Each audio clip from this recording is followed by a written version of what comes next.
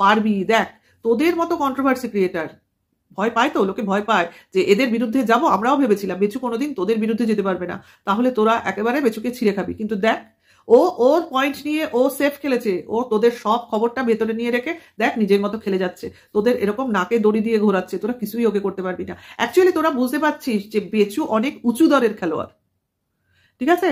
কাজেই তার উপরেও কেউ আছে যারা কিনা তোদের ব্যাপারটাও ওইভাবে ফিল করছে না, বা তোদের কেউ অত পাত্তা দিচ্ছে না, কারণ সে এখন বুঝে গেছে তোরা তাকে পয়সা দিবি না।